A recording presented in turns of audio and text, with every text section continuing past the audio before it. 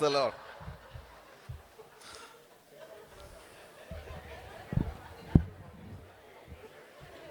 ഞാൻ കള്ളം പറഞ്ഞാണോ നിങ്ങൾ അറിയേണ്ടത്? അതുകൊണ്ട്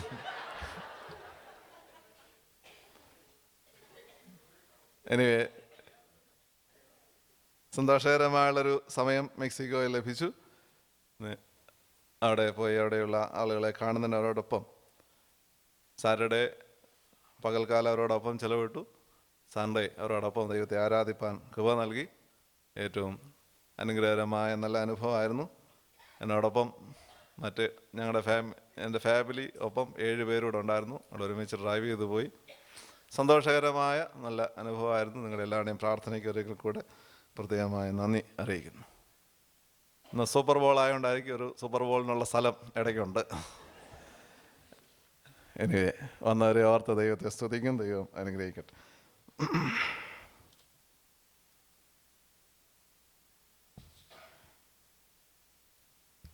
ഒരുമിച്ചുള്ള ചിന്തയ്ക്കായിട്ട് എന്ന വിശുദ്ധ ഏവൻഗേലിയോൻ ഭാഗം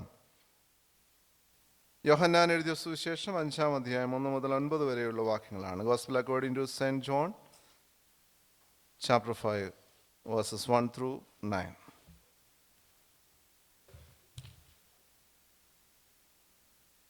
യേശു അവനോട്, എഴുന്നേറ്റ് നിന്റെ കിടക്കയെടുത്ത് നടക്കുക എന്ന് പറഞ്ഞു.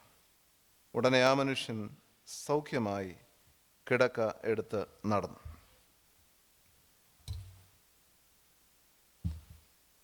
ദൈവമേ, സ്വർഗീയ പിതാവേ, ദൈവവചനത്തിൻ്റെ മുമ്പിൽ ഞങ്ങളായിരിക്കുമ്പോൾ കർത്താവ് ഞങ്ങളെ അനുഗ്രഹിച്ച് ഞങ്ങളോട് സംസാരിച്ച് ഞങ്ങളുടെ ജീവിതത്തിന് ആവശ്യമായുള്ള ആലോചനകൾ തന്ന ഞങ്ങളെ രൂപാന്തരപ്പെടുത്തുകയും ചെയ്യണമേ. അങ്ങയുടെ കരങ്ങളിൽ ഏൽപ്പിക്കുന്നു, ശക്തീകരിക്കണം. പ്രാർത്ഥന കേട്ട കൃപയ്ക്കായിട്ട് സ്തോത്രം. യേശുനാഥത്തിൽ അപേക്ഷിക്കുന്നു, കൃപയോടെ കേൾക്കണമേ. ഇന്ന് സഭാ ചിന്തയ്ക്കായിട്ട് തിരഞ്ഞെടുത്തിരിക്കുന്ന ഭാഗം, വിഷയം ഹീലിംഗ് ആൻഡ് ഹോൾനെസ് എന്നുള്ളതാണ്. സൗഖ്യവും പൂർണ്ണതയും. സഭ ഇന്ന് മെഡിക്കൽ മിഷൻ സൺഡേ ആയി വേർതിരിച്ചിരിക്കുകയാണ്. ആതുര ശുശ്രൂഷ രംഗത്ത് ശ്രദ്ധയോടുകൂടെ പ്രവർത്തിക്കേണ്ടതിൻ്റെ ആവശ്യകത നമ്മെ ഓർമ്മപ്പെടുത്തുകയും ആ വിധത്തിൽ ശുശ്രൂഷകൾ ഏർപ്പെട്ടിരിക്കുന്ന ആളുകളെ ഓർത്ത് പ്രാർത്ഥിക്കുകയും സ്ഥാപനങ്ങളെ ഓർക്കുകയും ഒക്കെ ചെയ്യുന്നതായുള്ള ദിവസമാണ്. നമ്മിലധികം ആളുകളും ഈ രംഗത്ത് ശുശ്രൂഷ ചെയ്യുന്നതായ ആളുകളാണല്ലോ. So I appreciate all who work in various hospitals and other medical institutions. ദൈവം തൻ്റെ സൗഖ്യദായക ശുശ്രൂഷ തുടരുവാൻ നിങ്ങളുടെ ശുശ്രൂഷയിലൂടെയും പ്രവർത്തനങ്ങളിലൂടെയും സാധ്യമാകട്ടെ എന്ന് പ്രാർത്ഥിക്കുകയും ചെയ്യുന്നു.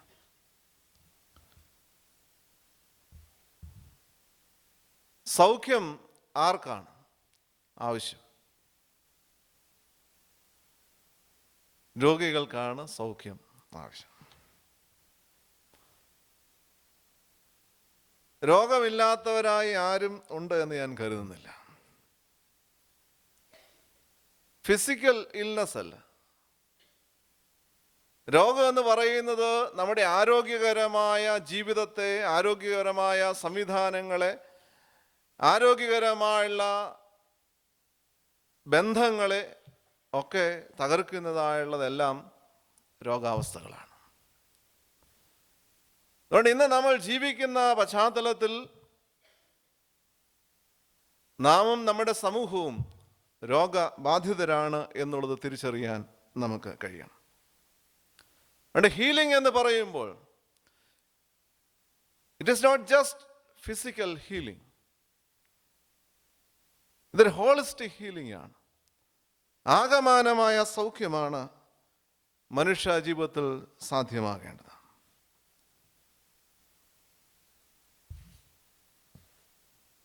സൗഖ്യം ദൈവത്തിൻ്റെ ദാനമാണ്. It is God's gift. അതുകൊണ്ട് രോഗാതുരമായ സമൂഹത്തെയും വ്യക്തികളെയും കുടുംബങ്ങളെയും ഒക്കെ സൗഖ്യമാക്കുന്നത് ദൈവത്തിൻ്റെ കരുണയാണ്. ദൈവത്തിൻ്റെ കരുതൽ നമ്മിലേക്ക് വ്യാപരിക്കുമ്പോഴാണ് ആ സൗഖ്യവും ലഭ്യമാകുന്നത്. ഇന്ന് വായിച്ച വേദഭാഗത്ത് ബെഥേസ്ദാ കുളക്കരയിൽ കിടക്കുന്നതായുള്ള രോഗി, 38 വർഷമായി അവിടെ കിടക്കുന്നതായ രോഗിയായ മനുഷ്യന് യേശു കർത്താവിൻ്റെ സാന്നിധ്യം സൗഖ്യമായി മാറുന്നതാണ് നമ്മൾ കാണുന്നത്. ബെഥേസ്ദാ എന്ന വാക്കിൻ്റെ അർത്ഥം നമുക്കറിയാം, ഹൗസ് ഓഫ് മേഴ്സി എന്നാണ്, കരുണയുടെ ഭവനം എന്നാണ്. എന്നാൽ 38 വർഷമായി കരുണ ലഭിക്കാതെ കിടക്കുന്ന ഒരുവനെ നമ്മൾ കാണുന്നു. മാത്രമല്ല, അവിടെ പറയുന്നു അവിടെ വിവിധ വ്യാധികളാൽ ധാരാളം ആളുകൾ ഒരുമിച്ച് കിടക്കുകയാണ്. കരുണയുടെ ഭവനം എന്ന പേരുണ്ടെങ്കിലും കരുണ ലഭിക്കാതെ ദുരിതപൂർണമായ സാഹചര്യങ്ങളിൽ കഴിയുന്നതായ ആളുകൾ. കരുണയുടെ ഭവനം ദുരിതങ്ങളുടെ ഭവനമായി മാറിയിരിക്കുന്ന ഒരു പശ്ചാത്തലമാണ് നമ്മളിവിടെ കാണുന്നത്. ദീർഘനാളുകളായി സൗഖ്യം പ്രതീക്ഷിച്ച് ആഗ്രഹിച്ച് ഈ കുളക്കരയിൽ കിടക്കുന്നതായുള്ള രോഗിയായ മനുഷ്യൻ, അദ്ദേഹം നിസ്സഹായനാണ്, സഹായിപ്പാൻ ആരുമില്ല എന്ന് അദ്ദേഹം പറയുന്നുണ്ട്. പ്രതീക്ഷകളെല്ലാം ഒരുപക്ഷെ നഷ്ടപ്പെട്ട അവസ്ഥയിലായി. എങ്കിലും ഈ കുളക്കരയിൽ തന്നെ എന്നെങ്കിലും ഒരിക്കൽ സൗഖ്യം ലഭിക്കുമെന്നുള്ള പ്രതീക്ഷയോടുകൂടെ കിടക്കുന്നവനാണ് എന്ന് നമ്മൾ കാണുന്നുണ്ട്. എന്നാൽ കർത്താവ് അവൻ്റെ അടുത്ത് ചെല്ലുമ്പോൾ കർത്താവിൻ്റെ സാന്നിധ്യം അവൻ അനുഗ്രഹമായും നന്മയായും മാറുന്നു എന്ന് നമ്മൾ കാണുന്നുണ്ട്. സൗഖ്യം ദൈവത്തിൽ നിന്നാണ്. അതാണ് ഞാൻ പറഞ്ഞത്, ദൈവത്തിൻ്റെ ദാനമാണ് എന്ന് ഞാൻ പറഞ്ഞു. ശാരീരികമായുള്ള രോഗാവസ്ഥകൾ ഒരുപക്ഷെ ഇല്ലായിരിക്കാം. എന്നാൽ നമ്മുടെ ബന്ധങ്ങളെ തകർക്കുന്നതായുള്ള, നമ്മുടെ കുടുംബ സാമൂഹ്യ ജീവിതത്തിലെ സാഹോദര്യത്തെ തകർക്കുന്നതായുള്ള വ്യത്യസ്തമായുള്ള ബലഹീനതകൾ നമ്മുടെ സമൂഹത്തിൽ, നമ്മുടെ വ്യക്തി ജീവിതത്തിൽ ഉണ്ട് എന്നുള്ളത് തിരിച്ചറിയാൻ നമുക്ക് കഴിയണം. അതുകൊണ്ട് നമ്മുടെ രോഗം ശാരീരികമായിരിക്കാം, മാനസികമായിരിക്കാം, അതിനൊരു സാമൂഹ്യ മാനമുണ്ടായിരിക്കാം, അല്ലെങ്കിൽ മറ്റുള്ളവർ, നമ്മൾ ജീവിക്കുന്ന സമൂഹത്തിൻ്റെതായ സ്വാധീനമായിരിക്കാം, പല വിധത്തിലായിരിക്കാം. ഏത് രോഗമായിരുന്നാലും സൗഖ്യം ദൈവത്തിൽ നിന്നാണ്. അതുകൊണ്ട് ഈ വേദഭാഗത്തോട് ചേർന്ന് രണ്ട് കാര്യങ്ങൾ, സൗഖ്യത്തിലേക്ക് നയിക്കാവുന്ന രണ്ട് കാര്യങ്ങൾ പരാമർശിക്കണം. ഒന്ന്, for healing, first of all we should focus on to Jesus. നമ്മുടെ ഫോക്കസ്, നമ്മുടെ ശ്രദ്ധ ക്രിസ്തുവിലായി തീരുവാനായിട്ട് സാധ്യമാകണം. ഇവിടെ ഈ paralytic man, he was looking at the pool and waters to get healed. For the last 38 years he was looking at the pool. എന്നാൽ ഇന്ന് കർത്താവ് അവൻ്റെ അടുത്ത് ചെല്ലുമ്പോഴാണ് അവൻ്റെ ശ്രദ്ധ മാറുന്നത്. കർത്താവിനെ നോക്കുവാനും കർത്താവിൻ്റെ സൗഖ്യം അനുഭവിക്കാനായിട്ടും സാധ്യമാകുന്നത് എന്ന് നമ്മൾ കാണുന്നുണ്ട്. ഒരുപക്ഷെ കുളക്കരയിൽ കിടക്കുന്ന രോഗികളെല്ലാം ഈ വെള്ളം കലങ്ങുന്നത് നോക്കി കാത്തിരിക്കുകയാണ്. നമുക്കറിയാം, അവിടെ പറയുന്നുണ്ട്, അവരുടെ വിശ്വാസം എന്ന് പറയുന്നത് ആ വെള്ളം ആരോ കലക്കുമ്പോൾ ആദ്യം ഇറങ്ങുന്ന ആൾക്ക് സൗഖ്യം ഉണ്ടാകും. അപ്പോൾ മിടുക്കുള്ളവരെല്ലാം അങ്ങനെ സൗഖ്യമായി പോവുകയാണ്. ഇവിടെ ഈ മനുഷ്യൻ അതുകൊണ്ടാണ്, സഹായിക്കാൻ ആരുമില്ലാത്തതുകൊണ്ടും തനിയെ പ്രാപ്തിയില്ലാത്തത് കൊണ്ടും ഇങ്ങനെ ദീർഘനാളുകൾ കിടന്നുപോയത് എന്ന് നമുക്ക് അറിയാനായിട്ട് കഴിയും. എന്നാൽ യഥാർത്ഥമായ സൗഖ്യം നൽകുവാൻ കഴിവുള്ളവനായുള്ള ദൈവത്തിൽ നോക്കുവാൻ ഈ 38 വർഷക്കാലം കഴിഞ്ഞില്ല. He was looking at a wrong source of healing. He was looking at a wrong source of assistance. അവനെ സഹായിക്കാവുന്ന ഒരു ഇടത്തല്ല അവൻ്റെ ശ്രദ്ധ. വേദപുസ്തകം നമ്മൾ വായിക്കുന്നുണ്ട്, ചിലർ രഥങ്ങളിലും കുതിരകളിലും ചിലർ മനുഷ്യരിലൊക്കെ ആശ്രയിക്കുന്നുണ്ട്, അത് വ്യർത്ഥമാണ് എന്ന് പറയുന്നുണ്ട്. ഇവിടെ ഈ മനുഷ്യൻ്റെ ശ്രദ്ധ വെള്ളത്തിലും കുളത്തിലുമൊക്കെയാണ്.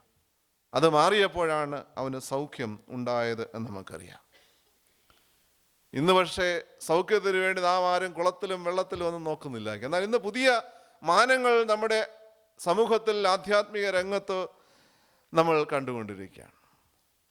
സൗഖ്യത്തിന് വേണ്ടി ചില ആളുകളിൽ ശ്രദ്ധ കേന്ദ്രീകരിക്കുന്ന ആളുകൾ, ചില ഇടങ്ങളിൽ ശ്രദ്ധ കേന്ദ്രീകരിക്കുന്ന ആളുകൾ, ചില ഇളക്കങ്ങളിൽ ശ്രദ്ധ കേന്ദ്രീകരിക്കുന്ന ആളുകൾ, ചില ബഹളങ്ങളിൽ ശ്രദ്ധ കേന്ദ്രീകരിക്കും. നമുക്കറിയാം, മാധ്യമങ്ങളിലൂടെ നമ്മൾ ധാരാളം കാണുന്നുണ്ട്. ഏലിയാവിൻ്റെ പുതപ്പുമായി നടക്കുന്നവരുണ്ട്. വിവിധ രീതിയിൽ ജനങ്ങളുടെ വിശ്വാസത്തെ ചൂഷണം ചെയ്ത് ദൈവത്തെക്കാൾ വലിയവരാകാൻ ശ്രമിക്കുന്നുണ്ട്. അതുകൊണ്ട് ശ്രദ്ധ ദൈവത്തിൽ നിന്ന് പതിപ്പിക്കുന്നതിനപ്പുറമായി ചില വ്യക്തികളിൽ, സ്ഥലങ്ങളിൽ, ചില സൂപ്പർഫിഷ്യൽ എക്സ്പീരിയൻസിൽ മാത്രമായിട്ട് ഒതുങ്ങിപ്പോകുന്നു എന്നുള്ളതാണ് ഒരു യാഥാർത്ഥ്യം. അതുകൊണ്ട് ഈ വേദഭാഗം നമ്മെ ഓർപ്പിക്കുന്നു, move our focus from the pool to Jesus. ക്രിസ്തുവിലേക്ക് നമ്മുടെ ശ്രദ്ധ തിരിക്കാനായിട്ട് കഴിയണം. താൽക്കാലികമായവയിൽ നിന്ന്, അർത്ഥമില്ലാത്തവയിൽ നിന്ന്, പ്രയോജനമില്ലാത്തവയിൽ നമ്മുടെ ശ്രദ്ധ തിരിച്ച് യഥാർത്ഥ സൗഖ്യത്തിൻ്റെ ഉറവിടമായുള്ള ദൈവത്തിങ്കിലേക്ക് നോക്കുവാനായിട്ട് നമുക്ക് കഴിയുമ്പോഴാണ് സൗഖ്യം സാധ്യമാകുന്നത്. സൗഖ്യം ലഭിക്കുന്നതിന് ക്രിസ്തുവിങ്കിലേക്ക് നോക്കുവാൻ കഴിയണം. 2, four healing V should hear and obey Jesus. ഇവിടെ ഈ മനുഷ്യനെ നമ്മൾ കാണുന്നതാണ്. കർത്താവിനോട് ചോദിക്കുന്നുണ്ട്, നിനക്ക് ആകണമെന്ന് ചോദിക്കുന്നുണ്ട്. അപ്പോൾ അവൻ പറയുന്നുണ്ട്, നിനക്ക് സൗഖ്യമാകാൻ മനസ്സുണ്ടോ എന്ന് ചോദിക്കുമ്പോൾ അവൻ പറയുന്നുണ്ട്, യജമാനെ വെള്ളം കലങ്ങുമ്പോൾ എന്നെ കുളത്തിലാക്കുവാൻ ആരും ഇല്ല. ചോദ്യത്തിന് ഉത്തരം പറഞ്ഞില്ല. അവൻ്റെ ഉത്തരം എന്ന് പറയുന്നത്, nobody to help me, nobody to take care of me. എന്നെ ആരും സഹായിക്കാനായിട്ടില്ല. ഒരുപക്ഷെ കർത്താവിനെ തിരിച്ചറിയാതിരുന്നത് കൊണ്ടായിരിക്കാം ആ വിധത്തിൽ അവൻ മറുപടി പറഞ്ഞത്.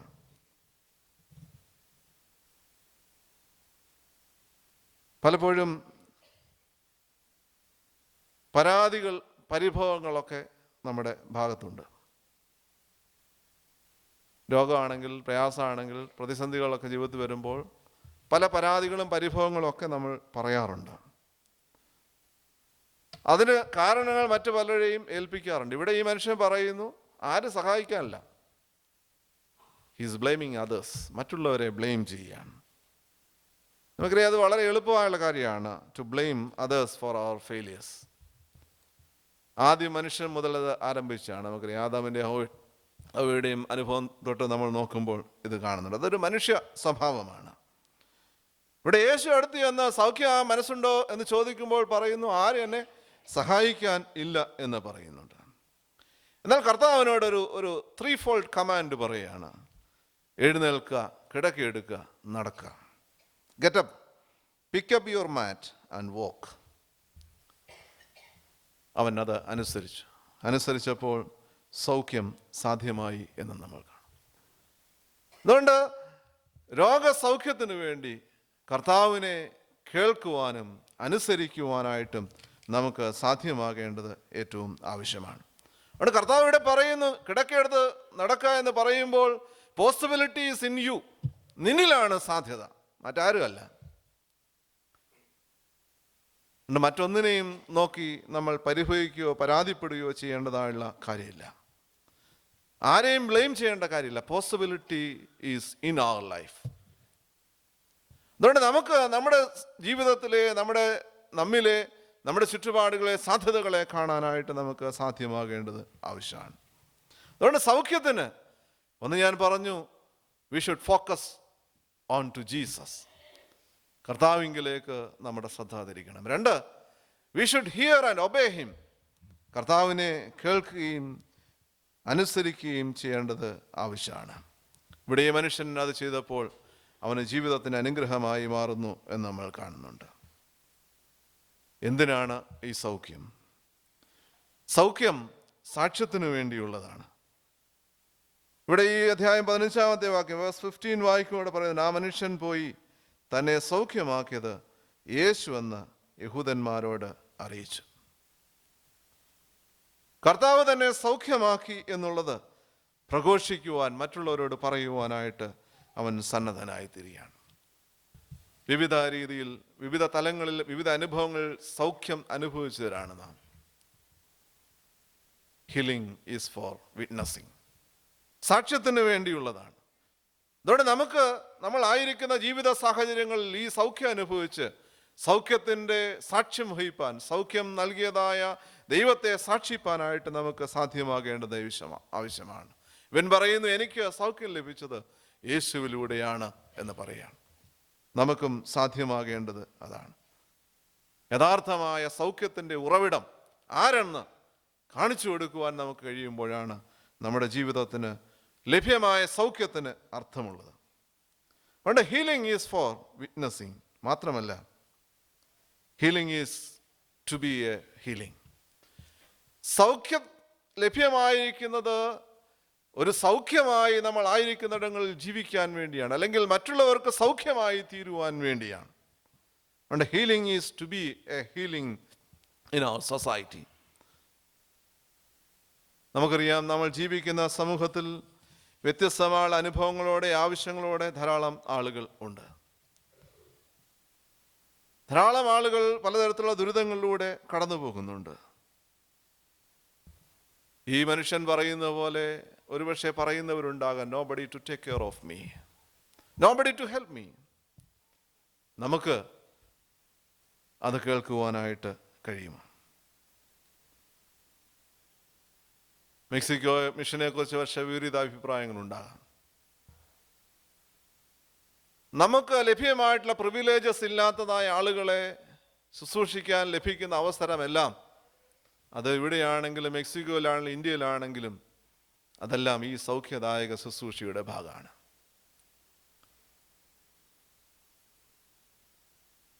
നമ്മളായിരിക്കുന്ന ഇടങ്ങളിൽ സൗഖ്യമായി തീരാൻ, നന്മയായി തീരാനായിട്ട് നമുക്ക് സാധ്യമാകേണ്ടത് ഏറ്റവും ആവശ്യമാണ്. കരുണയുടെ ഭവനം ദുരിതങ്ങളുടെ ഭവനമായി മാറി. എന്നാൽ അവന് സൗഖ്യം ലഭിച്ചപ്പോൾ അത് അവൻ്റെ ജീവിതത്തിന്, അവൻ്റെ ഭവനത്തിന് ഒരു കരുണ അനുഭവിപ്പാൻ കഴിയുന്ന ഒരു വേളയായി. നമുക്ക് ദൈവത്തിൻ്റെ കരുണ ലഭ്യമായിട്ടുണ്ടെങ്കിൽ നമ്മുടെ ജീവിതങ്ങൾ, നാം ജീവിക്കുന്ന ഇടങ്ങൾ, നമ്മുടെ ഭവനങ്ങൾ കരുണയുടെ ഇടങ്ങളായി മാറുവാനായിട്ട്, കരുണയുടെ ഭവനങ്ങളായി മാറുവാനായിട്ട് സാധ്യമാകണം. അതുകൊണ്ട് ദൈവം നമ്മിൽ ആഗ്രഹിക്കുന്നത്, make our life a house of mercy. കരുണയുടെ ഭവനമാക്കി, കരുണയുടെ കൂടാരമാക്കി നമ്മുടെ ജീവിതത്തെ തീർക്കാൻ കഴിയുമ്പോഴാണ് ലഭ്യമായ സൗഖ്യത്തിൻ്റെ ദൈവത്തിന് നന്ദി കരയേറ്റുവാനായിട്ട് നമുക്ക് സാധ്യമാകുന്നത്. നമ്മുടെ ജീവിതങ്ങൾ, നമ്മുടെ കുടുംബങ്ങൾ, നമ്മുടെ സമൂഹം, നമ്മുടെ ഇടവക കരുണയുടെ ഇടമായി മാറണം. ഇവിടെ കടന്നു വരുന്ന ആളുകൾ ഈ സൗഖ്യത്തിൻ്റെ അനുഭവക്കാരായി തീരുമ്പോൾ ഇത് കരുണയുടെ ഇടമായി മാറുകയാണ്. ഇത് കേവലം ശാരീരിക സൗഖ്യമല്ല, ബന്ധങ്ങളുടെ സൗഖ്യം സാധ്യമാകണം, ഇടപാടുകളുടെ സൗഖ്യം സാധ്യമാകണം,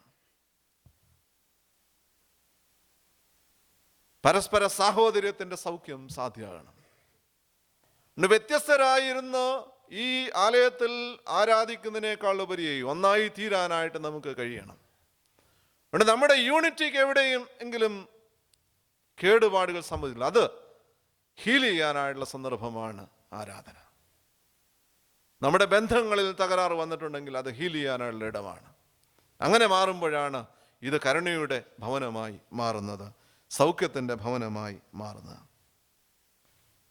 ഹീലിംഗ് ഹാർട്ട്സ് എന്ന ശുശ്രൂഷ നമുക്ക് ആരംഭിക്കാനിടയായല്ലോ. സൗഖ്യം ലഭിച്ചവരുടെ കൂട്ടായ്മയാണല്ലോ. ഞാനൊരു മീറ്റിങ്ങിൽ പറയുകയുണ്ടായി, ഹീലിംഗ് ഹാർട്ട്സ് എന്ന് പറഞ്ഞാൽ ഹീൽ ടു ഹീൽ അതേഴ്സ്. മറ്റുള്ളവരെ സൗഖ്യമാക്കാൻ വേണ്ടി സൗഖ്യമാക്കപ്പെട്ടവർ എന്ന് ഞാൻ പറയുകയുണ്ടായി. നാം സൗഖ്യം അനുഭവിക്കുമ്പോൾ അതിൻ്റെ അനുഭവക്കാരായി നമ്മുടെ സമൂഹം, മറ്റുള്ളവർ രൂപപ്പെടുവാൻ കഴിയുമ്പോൾ ജീവിതത്തിന് അർത്ഥമുണ്ടാകും. അതുകൊണ്ട് നമുക്ക് ദൈവത്തിൻ്റെ കരങ്ങളിലേക്ക് നമ്മെ സമർപ്പിക്കാം. പരിമിതികൾ ഒത്തിരി ഉണ്ടാകാം, എന്നാൽ അതിനപ്പുറമായി നടത്തുന്ന ആളെ ദൈവത്തിൽ ആശ്രയിച്ച് ഈ സൗഖ്യദായക ശുശ്രൂഷയുടെ ഭാഗമാകുമ്പോൾ നിശ്ചയമായിട്ടും ദൈവം നമ്മെ ശക്തീകരിക്കുമെന്നുള്ളതിൽ സംശയമില്ല. കോട്ടയം കുടമാളൂർകാരി അന്നക്കുട്ടിയെക്കുറിച്ച് ഒരുപക്ഷെ വായിച്ചിട്ടുണ്ടാകാം. 36 വയസ്സ് വരെ മാത്രം ജീവിച്ചതായ വ്യക്തിത്വമാണ്. 36 വയസ്സിൽ 16 വർഷവും കഠിനമായ രോഗബാധിതയായി കഴിഞ്ഞതായ ഒരുവളാണ്. സന്യാസിനിയായി, അധ്യാപികയായി, തുറന്ന് രോഗാവസ്ഥയിൽ ഒരു മുറിക്കുള്ളിൽ തന്നെ വിരൂപയായി കഴിയേണ്ടതായ സാഹചര്യം ഉണ്ടായി. 36 വയസ്സിൽ ഈ ലോകത്ത് നിന്ന് മാറ്റപ്പെട്ടു. നമുക്കറിയാം, കത്തോലിക്ക സഭയിലെ വിശുദ്ധ അൽഫോൺസാമ എന്ന് പറയുന്ന ഈ അന്നക്കുട്ടിയാണ്. ഈ ചെറിയ ജീവിതം കൊണ്ട് 36 വയസ്സിലെ 16 വർഷവും കിടക്കയിൽ കിടക്കേണ്ടി വന്നതായുള്ള ഈ കൊച്ചു ജീവിതം കൊണ്ട് എങ്ങനെയാണ് അവർക്ക് വിശുദ്ധയായി തീരാൻ കഴിഞ്ഞത്? 20 വയസ്സ് കഴിഞ്ഞപ്പോൾ രോഗിയായി, നല്ല കാലം രോഗാവസ്ഥയിലാണ്. എന്നാൽ രോഗത്തിൻ്റെ പരിമിതിക്കുള്ളിലും അനേകരെ ആശ്വസിപ്പിക്കുവാൻ, ധൈര്യപ്പെടുത്തുവാൻ അവൾക്ക് കഴിഞ്ഞു എന്നുള്ളതാണ്. അവളുടെ മുറിയിൽ കടന്നു വരുന്നവർക്ക് ആശ്വാസം പകർന്നു, അവരെ ധൈര്യപ്പെടുത്തി, അവരെ ബലപ്പെടുത്തി, അവർക്ക് വേണ്ടി പ്രാർത്ഥിച്ച് ധന്യമായ ശുശ്രൂഷ അവർ നിർവഹിക്കുകയാണ്. അതുകൊണ്ട് കഠിന വേദനയുടെ മധ്യത്തിൽ പ്രസന്നവദനയായി മറ്റുള്ളവരെ സ്വീകരിക്കുവാനും ശുശ്രൂഷിപ്പാനും കഴിയുകയാണ്. പരാതിയോ പരിഭവവുമില്ല, അസഹിഷ്ണുതയോ കോപവുമില്ല, സഹനത്തോടെ അനേകരെ ആശ്വസിപ്പിച്ച് ധൈര്യപ്പെടുത്തി. അതുകൊണ്ട് സഭ അവരെ ഉയർത്തിയാണ് വിശുദ്ധിയായിട്ട് പ്രഖ്യാപിക്കാൻ. അൽഫോൺസ് എന്ന വാക്കിൻ്റെ അർത്ഥം സമരത്തിന് തയ്യാറെന്നാണ്. ഒരു ജർമ്മൻ വാക്കാണ്. അതിൻ്റെ വേർഡിൻ്റെ അർത്ഥം അങ്ങനെയാണ്. അവളുടെ ജീവിതം ഒരു സഹന സമരമായിരുന്നു. നമുക്ക് നല്ല ജീവിത സാഹചര്യങ്ങൾ ദൈവം തന്നിട്ടുണ്ട്, സൗഖ്യം തന്നിട്ടുണ്ട്, ആരോഗ്യം തന്നിട്ടുണ്ട്. ഇത് നമ്മൾ എങ്ങനെയാണ് വിനിയോഗിക്കുന്നത്? കർത്താവിനോട് ചേർന്ന് ജീവിതം അനേകർക്ക് സൗഖ്യമാക്കി തീർക്കുവാൻ നമുക്ക് കഴിയുമ്പോൾ നമ്മുടെ ജീവിതങ്ങൾ ധന്യമായി തീരും. പൗലോസിനെ കുറിച്ച് നമ്മളിന്ന് ശ്ലീഹാഭാഗം വായിച്ചപ്പോൾ കേട്ടു, ശാരീരികമായ ബലഹീനതയുണ്ടായിരുന്നു. കർത്താവ് പറഞ്ഞു, എൻ്റെ കൃപ നിനക്ക് മതി, എൻ്റെ ശക്തി ബലഹീനതയിൽ തികഞ്ഞു വരുന്നതാണ്. അതുകൊണ്ട് പൗലോസ് പറയുന്നത്, എന്നെ ശക്തനാക്കുന്നതിന് മുഖാന്തരം ഞാൻ സകലത്തിലും മതിയാകുന്നു. പരിമിതികൾ ഉണ്ടാകാം, ബലഹീനതകൾ ഉണ്ടാകാം, ദുർഘടങ്ങൾ ഉണ്ടാകാം, രോഗമുണ്ടാകാം, വിഷമങ്ങൾ ഉണ്ടാകാം. എന്നാൽ അതിൻ്റെ മധ്യത്തിലും ദൈവത്തിൻ്റെ കരങ്ങളിലെ സുരക്ഷിത അനുഭവിച്ചറിയുവാൻ കഴിയുന്നത് സൗഖ്യത്തിൻ്റെ വലിയ അനുഭവമാണ്. അതുകൊണ്ട് നമുക്ക് ആ വിധത്തിൽ ജീവിപ്പാനായിട്ട് നമുക്ക് കഴിയണം. ബലഹീനതയിൽ തികഞ്ഞു വരുന്ന ആളെ ദൈവശക്തി അനുഭവിച്ച് കർത്താവിനോട് ചേർന്ന് നമുക്ക് വളരാം. സൗഖ്യം ലഭ്യമാകണമെങ്കിൽ we need to focus on to Jesus. കർത്താവിങ്കിലേക്ക് നോക്കുവാൻ കഴിയണം. 2, അവനെ കേൾക്കുവാനും അനുസരിക്കുവാനായിട്ടും നമുക്ക് കഴിയണം. അങ്ങനെ ചെയ്യുമ്പോൾ സൗഖ്യം സാധ്യമാകും. ഈ സൗഖ്യം എന്തിനു വേണ്ടിയാണ്?